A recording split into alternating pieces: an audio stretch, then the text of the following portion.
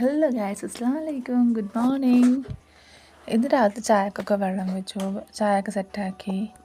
അവരിപ്പോൾ 5:30 നമുക്ക് പോകണമെന്ന് പറഞ്ഞു. കുറച്ച് ദൂരമാണ് എൻ്റെ പണി. അപ്പോൾ അതനുസരിച്ചിട്ട് അവർ കുറച്ച് നേരത്തേക്ക് കഴിഞ്ഞു. 5:30 6 മണി ആ ടൈം നമുക്ക് അവർ കഴിഞ്ഞു.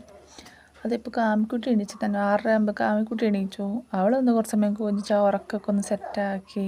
ഇന്ന് രാവിലത്തെ ബ്രേക്ക്ഫാസ്റ്റ് സിമ്പിളാക്കിയിട്ടാണ് മാഗി ഉണ്ടാക്കി. ഞാൻ പുറത്തു കൂടി ഒന്ന് പോകണം. അപ്പോൾ അതനുസരിച്ചിട്ട് വേഗം പണി തീർക്കാൻ വേണ്ടി സിമ്പിളായിട്ട് മാഗി ഉണ്ടാക്കി. ഇത് അവളുടെ ബ്രേക്ക്ഫാസ്റ്റ്.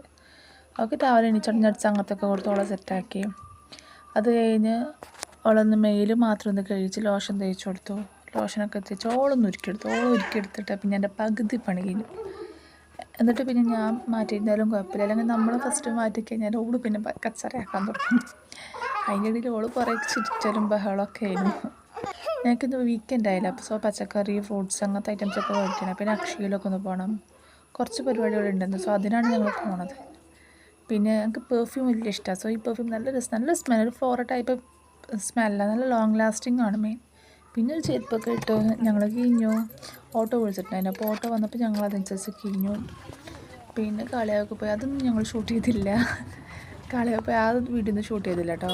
ഇത്രയേ ഉള്ളൂ വിശേഷങ്ങൾ. പിന്നെ ഞങ്ങൾ സാധനമൊക്കെ വാങ്ങിച്ചു, തിരിച്ചെത്തി. Tata bye. ഇനി ഒരു വീഡിയോയിൽ കാണാം.